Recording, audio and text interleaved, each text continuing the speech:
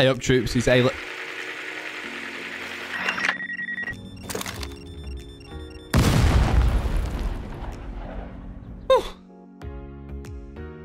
Hey up, troops. It's A. Littleton here again with another operator guide. Just dodging out of the way of a rotero drone there, which can only mean one thing. This time we're looking at Flores. So I said this when we did the Zero operator guide, and I'm going to say it again for Flores. Flores is one of the most underrated, underused attackers on Siege at the moment.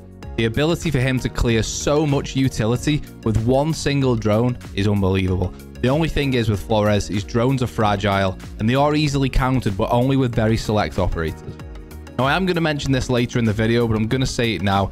Even though the drones are essentially C4 on a drone, don't treat them as such. The best way of using the drones is to clear utility and to make holes and verticality and rotates and whatever it might be, but they're not really the best place for getting kills. Yes, you can move opponents off certain positions with them, but you're rarely going to get a kill with a rotero drone, unfortunately. However, that doesn't get away from the fact that they're unbelievably powerful. And if you can get the drone in the right place, either through a drone hole or through a doorway without anyone noticing, you can blow up any utility in your path. So just for a change, we're going to keep things exactly the same. We'll look at his loadout, we'll get into the basics of Flores' utility, the rotero drone, and then we'll look at some tips and tricks, and then onto some ranked maps about how you can use him. I've also included in this one quite a few different clips of the counters and the strengths and weaknesses of his drone, because I think there's quite a lot to it. He interacts with different gadgets quite differently depending on who you're playing against. So I've included a bit of that as well. Hopefully it's helpful. So enough for me waffling on. As always, let's get stuck into it. Right then, just for a change, let's get started with Flores' loadout. And just before we get on to the weapons and the gadgets, just have a quick look at that drip. You're not going to lose a round when you're in purple. This skin is in the latest battle pass for Demon Veil, so if you want it, that's where you can find it. But you're not losing an attacking round in purple, are you? Look at that. Anyway, on to the important stuff. Flores gets the AR-33, which is the same rifle that you'll probably know from playing Thatcher, when if he's not banned, you might have played him a couple of times. And also the SR-25, which is Blackbeard's, the MR.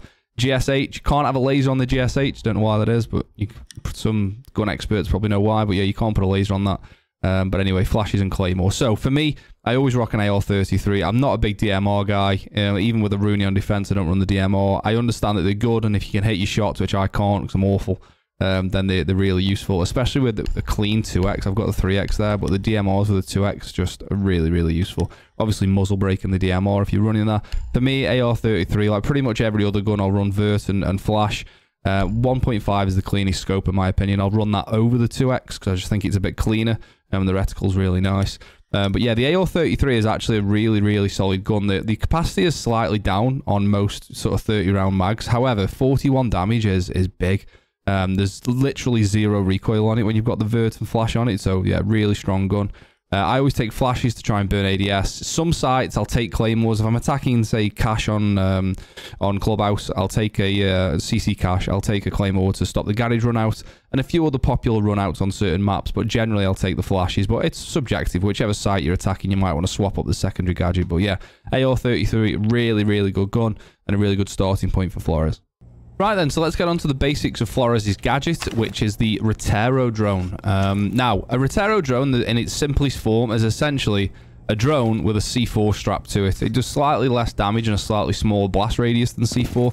That's the best way of thinking about it. So, press and hold the gadget button, which will bring the rotero drone out, and then press and hold mouse 1 for me. You might have your keybinds different, but gadget placement down, and it puts you into the rotero drone driving. You can see on the left-hand side of the screen here, you can see the timer going down, 3, 2, 1, and when that timer gets to the bottom, the drone will blow up like this. That's obviously just blowing up in workshop. You can blow it up sooner if you wish. You can press mouse 1 again, or whatever the right button is on console to blow that drone up, and I'll just do it here so it sticks to the wall. When you activate the detonator within the drone, it will stick to whichever surface it hits next. So if it's already on the floor, it'll stay on the floor. Let's just use this example on the soft wall here. If we jump and then detonate, it will stick to the wall. Like this. And as you can see from the radius, what it blows up, it's a decent size radius, and it easily makes rotates in soft walls. But that's the basics of it. There's some tricks you can do, which we'll get into it, and it's really, really, really good at clearing most utility. So as strong as Flores is at clearing utility, where he comes unstuck slightly is how fragile the Rotero drones are. It only takes one shot from any gun in the game, whether that's a rifle, pistol, DMR, shotgun, whatever it might be. It's one shot to destroy the Rotero drone. You can see here. One shot to the AR-33, and I'll show you with the pistol as well, just to show that it's literally any damage of any gun. Imagine if I missed those whilst I was recording. So yeah, that's the only time that Flores really comes unstuck in terms of destroying the drone, because they're incredibly fragile, and one shot even, hello, I've poppycocked it. One shot will always destroy it. A thing to note with the Rotero drone, which makes it slightly more difficult to navigate than a normal drone, is it is always moving forwards. You cannot stop and turn around like you can a normal drone. If I take the hands off the keyboard and off the mouse now, it's moving forward of its own accord. I can turn 180 degrees, but it carries on moving in that direction. There's nothing you can do to stop it moving. So you've got to make sure you're decent at driving it. Let me just get out of the way before I end up landing it on myself there. So yeah, it's a little bit more complex to navigate than the normal drone, but with a little bit of practice, it's really not that tough, and it's just something that comes with time. So the other massive counter to Flores is, of course, mute, with Flores' main utility being a drone, of course. So this little guy has very kindly put us a mute jammer down there. And you'll see what happens if I go within range of the mute jammer with Flores, is we just lose signal with the drone like you would any normal drone. We can just destroy that then as well. Now, if you then do destroy the mute jammer, you'll see now, I'll show you. We'll go back within the range of the jammer again. If you now destroy the jammer rather than the drone will come back to life, but you don't have any control over it. So it just explodes immediately on that spot, which can be quite cool and useful in certain times, depending on where it is the mute jammer's been placed. If you can destroy the jammer, the drone will then, the Rotero drone, of course, will then blow up on the spot. So just a point of note in the Flores versus mute scenario, one thing that I thought you could do with Flores is detonate the drone as you jump into the range of the jammer, and the drone would destroy the jammer. That's not the case. I was caught out with this not long ago. So if you jump before you get there and detonate, even if you detonate when you're inside, detonate before you get inside the range of the jammer, as soon as the drone hits the range of the jammer, if it hasn't exploded yet, it will still lose its signal regardless of what state the drone's in. So it's something worth thinking about. Essentially, mute. Unless you can get the drone to right on the edge of the mute jammer range and detonate it, and we're talking like a really small margin of error there. Unless you can do that, there's no way Flores can destroy the mute. Obviously, you can shoot it, but I mean, there's no way you can destroy the jammer with these drones. Mute is essentially a complete counter to Flores. Of course, the other counters as drones is Mozzie, therefore he also counters Flores. As you can see, there's a Mozzie pest on the floor there. If we drive the drone in its direction, you'll see what happens. The Mozzie pest will jump on the drone like it would any other drone, and it actually destroys it. So Mozzie can't I can't talk. I've poppycocked it again. That's twice in one video. Unreal. Mozzie can't take control of the Rotero drone. It just destroys straight away. Now, like we talked about with mute, if we ask Mozzie very kindly, and bear with me, let me just get on the other PC here, put another pest down, and then back up, and then back on this PC. If we jump within the range of the Mozzie pest and then try and explode it, exactly the same things happen that happen with mute. So you can't jump into its range and detonate before you get there. Like you can see there, we've jumped into its range and it's still destroyed it. Even when the Rotero drone is about to detonate, the Mozzie drone will still take control of it and it will still destroy. So let's talk Flores versus Electrical Wall Denial, Bandit Arcade. In this case, we've got Bandit here, who's very kindly joined us. I don't know why I keep talking about these operators as if it's like actually Bandit that's turned up and done us a favor here. It's just me on another PC. Anyway, so if you jump your drone before it's detonated into the wall whilst electrified, it will get destroyed, as you've just seen. One thing to note, much like the mute jammer and the Mozzie pest, if you detonate the drone and as you're jumping into the electrical wall, that will also still get destroyed. So let me just have a bit more of a run up here to show you what I mean. So just before you get to the wall, if you jump and detonate and it hits the wall, as you've just seen there, it will still get destroyed. The fact that it sort of closes up ready to detonate doesn't stop it getting destroyed by the electrification of Bandit Arcade. Thanks, Bandit. Probably a bit harsh that actually. Probably shouldn't have done that. So probably the main point of note with Flores for me is please don't think that the drones are there to try and get kills, because that's absolutely not what they're best at. Yes, they will kill an operator if it falls within the blast radius. However, that's not what Flores' main role is, and it's not what he's best at. I'm using this example here because this is a classic. We've got Albo on Oregon. We're probably going to have... I can only use one operator on the other PC, so we've got a couple of Imagine we've got a couple of ADSs there, and we've got the shield here, and the smoke's going to be playing behind it here. So, with that in mind, there's literally nothing, unless there's a mute here or a mozzie, which we've already discussed in terms of the counters. If you bring that rotero drone down elbow, and you bring it into this gap here between the shield and the ADSs and detonate it, all that utility there is gone. It doesn't matter how much, there's no limit to what it can destroy. It isn't like one drone can destroy one piece of utility. If there was 2 mute jammers here and an ally mine here, a goo mine here, and a shield here, the rotero drone will destroy all that utility. It's incredibly, incredibly good at destroying utility from the defender's side of things.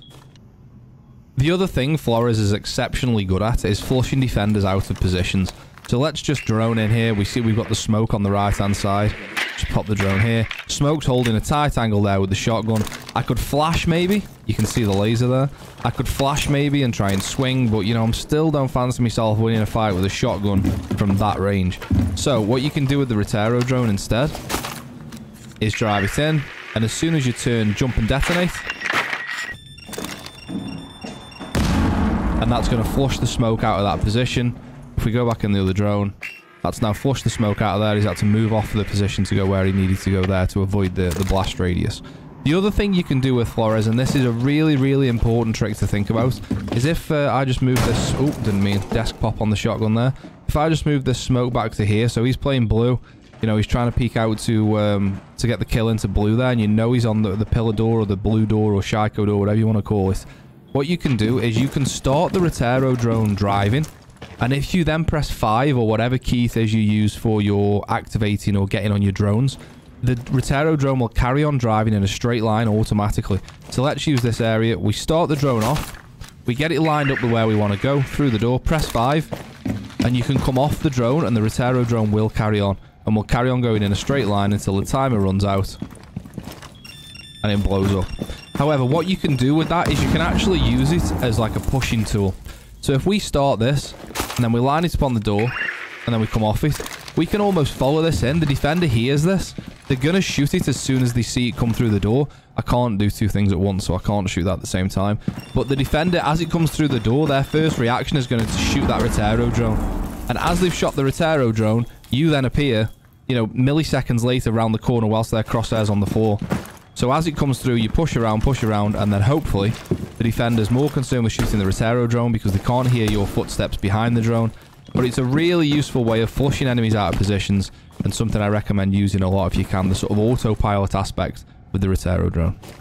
So I haven't really got a clip for this. I'm just going to talk about it whilst I aimlessly walk around Oregon basement. Just in terms of the utility that Flores can destroy, it's literally anything. So Maestro Cams, Malusi Banshees, he can burn a Rooney Gates. I'm not going to put an example in the video of destroying every piece of utility because it is literally anything. So from anything from deployable shields to bulletproof cameras to, as I say, Banshees, Maestro cameras, Echo drones, whatever it might be, it all gets destroyed providing it's within the blast radius of the rotero drone. High smoke. So if you can remember earlier on when I said that the drones once detonated will stick to any surface, that also goes for the ceiling as well. Now this is very map and site specific, however here on Oregon is a good example. It's quite tricky to do, but I'll show you what I mean. So upstairs, if I look on the drone, you can see that we've got the closet walls been bandited, which is, you know, happens... Cade's banned a lot on this map because you don't want to let them electrify the hatch in laundry, so Cade gets banned a lot, so therefore bandit is used to electrify the laundry hatch. Now the wall is in line, you see the fan, it's to the right hand side of the fan, sort of along this wooden panel here, something, it might be 1 or 2 either side, but if I ping it you'll see. So the bandit battery is, yeah, so along that wooden panel there. So what you can do is you can actually climb this bookcase and you can detonate the drone when it's on the ceiling there, which will then destroy the bandits from below.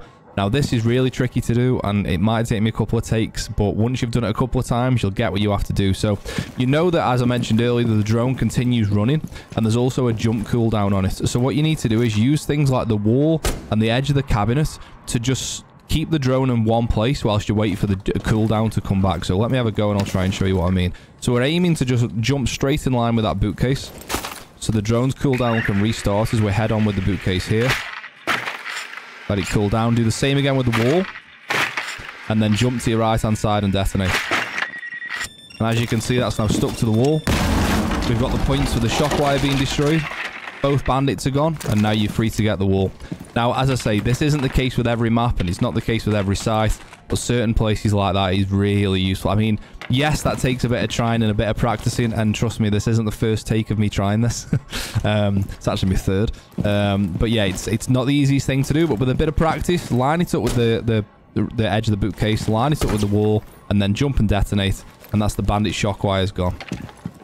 So let's get into some tips and tricks with Flores then on different rank maps. We've talked about these roof vents before on Coastline. When it came to frag grenades and zero cams, Flores is no different. If we use a drone, we can see that we have a piece of utility on Cool Vibes. That could be anything. It could be a Malusi Banshee, a Jaeger ADS, whatever it might be. Let's choose a shield in this case. We can send the drone down the roof vent and clear any utility that's on Cool Vibes within seconds. And anything that's on the platform of Cool Vibes there is a goner. Really, really useful part of Coastline. When attacking kitchen window is a direct route into site. Obviously, you just jump through one window and you're in sight already. You can plant in the corner here. However, because of that, this window gets absolutely riddled with utility. There's a drone hole right next to the window. Bring one drone in here. Jump it here, and that's all the utility underneath kitchen window destroyed. This is the same as what I showed you at the beginning of the video. It's what I did in that rank game where we got rid of, it was a frost mat and some other utility that was there as well. But yeah, just a really simple way of a lot of utility is going to go there from the defenders, and one Flores drone gets rid of near enough all of it. Another thing Flores is really useful at is this corner here is the corner of pink bar upstairs, where you quite often get a smoke or another anchor operator playing anchor operator. That's not the easiest thing to say. In the corner here, you can see there with the ping. Now what you can do is you can jump up onto the bar and then wait for your cooldown to reset where that bullet mark is, and then you'll end up landing on the wall somewhere roughly here. Now what I have done already, which you can't see, is there's a couple of bottles on the wall, on the bar, sorry, there, that I've already destroyed. Always destroy the bottles before you jump up with the drone, because the bottles will get in the way of the drone moving around. So jump up onto the left-hand side of the bar, wait for the cooldown on the jump to reset, then aim to the right, jump on the wall, and anyone that's in that corner there is in trouble. If I can just get on the drone. Oh, I just missed it with the drone, but you get the idea. We're on to border now, and again, another sort of vertical aspects of Flores' play. You know the half wall spot behind, opposite the breach and the door there and armory lockers. You very often get an anchor plane behind there. Well, use it. Don't destroy these paint pots. Use those to your advantage. Actually gets you a little bit higher up, but we go onto this blue welding machine, it says, onto the top of the bootcase, and then detonate either on the ceiling or as close to the ceiling as possible. So again, use the wall to let you jump, cool down, reset, up onto there, and then up again. That should stick to the wall, and whoever's behind half wall is in trouble. Another good use for Flores on border is if you want to do an east take. Sometimes you'll breach this wall and plant behind the bomb. If that was not available, you want to probably come through this door here and plant in on Archives door or whatever you want to call it. If I ping where that is there on one ping, you'll see below that that's right here. You can get rid of near enough all the utility in this area with one Flores drone. Now, it looks simple. You go up here and you go up to there and then you jump and destroy up near the ceiling. However, there is a point of note here, is that the drone will fall down this gap behind the bootcase there. So you've either got to line it up with this strut or this strut. Not that strut. That's not a strut. I missed my shot. Embarrassing. Either that shot is, sorry, that strut or that strut to stop it falling down the back of the cabinet. Let me try and show you.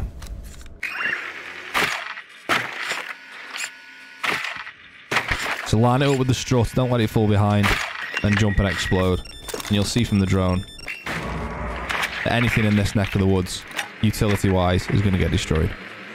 We're on to Kafe now, and this one's really simple, but I want to include it because it's really effective with Flores. You've got the top red wall, which is essential if you want to open this when taking control of piano. You can get the denial off the wall with Flores super easy here. There's a drone hole as soon as you come through the door into Cigar on the right-hand side straight away. And you can just then blow the bandit batteries up from there. I mean, how easy is that to get rid of the denial?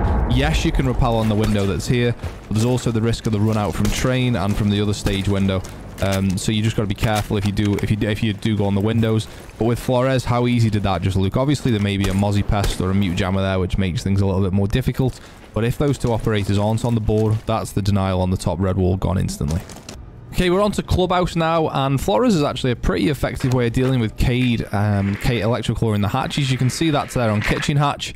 So if we then go ahead and put the Flores drone out, and we set it off before it gets to the electrified hatch, jump back on the drone quickly, you'll see there that's destroyed the claw that was underneath. The hatch is now free to get. I know there are easier ways to get an electrified hatch against a softball like this. You can thermite either side, you can ace claw either side, but it's a lot safer to just send in a Flores drone, to detonate it next to the hatch. It helps if you know what side of the hatch the Flores claw, sorry, the Flores claw? Not a thing. The Cade claw is on, because if the Cade claw was this side and you detonate the drone here, it isn't going to destroy the claw, depending on where it is in the hatch. So, I mean, 9 times out of 10 it's this side, but, you know, try and drone it down dirt maybe if you can, or try that side, and if it doesn't work, try that side. Try and not use as much utility as possible, but yeah, that's a really good way of dealing with Cade on the Clubhouse hatch. Sticking with Clubhouse, and I think this is probably going to be the most obvious thing I'm going to show you in this entire video. However, what's obvious to some is not obvious to all. So this drone hole here is incredibly close to the main breach when defending CCTV cache. You just got to be careful that the guy top red who's normally playing sort of here doesn't stop you on the crossover. You detonate that there, and that's the wall denial gone. Obviously, if it's a Cade, you need to look elsewhere for it. The other thing you can do as well, there's another drone hole opposite here, and you can then go into cache and get rid of any utility that's here. Now, this one actually works really well because no one's looking behind them when you come into cache here. If there's a shield next to the desk there, you can get rid of the shield as well. But you can really use those 2 drone holes that are next to each other there to good effect. Onto Kanal, and another site where you can get the wall denial from below is the main or top floor site on Kanal. So you can see where the bandit battery is there. Quite a simple one, this. You just jump onto the console here. Wait for the cooldown to start up again. Hop up somewhere near the roof. That's the bandit battery from the right hand side, or if you're on the outside of the wall from the left hand side, gone. Pretty easy that one actually, and really effective. You just got to hope it's a bandit and not a Cade. We're on to Outback now, and I say that with a bit of surprise because I don't think I've included any clips from Outback or the new Outback in these guides, so we'll start now. The main site that people play, which I actually think is the worst site on the new Outback rework, I don't think this is a good site to defend at all, is the laundry site. You see the anchor point here behind these boxes where they're usually covering the barbecue area. You see that's on 1 ping, which is nicely there, just above this wardrobe. Now, this one is a little bit tricky, so you've got to jump onto this cabinet here, onto the phone, because you can't make that jump, it's a little bit too high. So onto the phone, then onto the wardrobe, and then detonate on the ceiling. So we'll give it a go. Let's see how we get on. It's not the easiest, this, so bear with me. So wait for the cooldown, onto the phone, wait for the cooldown, onto the wardrobe, wait for the cooldown, onto the ceiling. There it is. We'll get on the cam. Perfect, exactly where the smoke was. Works really, really well. So just a quick one on Villa then down here in Library. We all know this the anchor spot here behind the bar in games room. A lot of defenders play behind here, and you can see that's on the 1 ping there. So no guesses what we're going to do here. Just a quick heads up, there is a statue here that I've already meleeed once. You can do it with the statue being there, however it's just a bit easier with the statue not being there. So we go onto the desk, wait for the jump cooldown to come back, and then we go onto that bookcase next to it. So onto the desk, up to the bookcase, wait for it to cool down again, and then onto the ceiling. And if we're quick enough, we can jump onto the drone, and anyone behind the bar there, especially the right hand side, is in trouble. So there we have it. That's Flores. I said it at the beginning, I'll say it again. An underrated, underused attacker. His ability to clear utility is unmatched in the rest of the attacking pool. As long as you can take care of those rotero drones, they're going to do an absolutely wonderful job at clearing the utility that's in your path, especially with how many bulletproof gadgets there are these days in Siege. Really, really going to help out. So don't forget, those that don't know, I stream on Twitch 4 days a week, every Monday, Tuesday, Wednesday, and Friday from 8 PM until about midnight, roughly UK time. So I appreciate, there's been a few of you who've come across already and said hello, so I really appreciate that. Any more of you that want to come over, you're more than welcome. Come and say hello. As always, thanks for watching, and I'll see you on the next one. Cheers.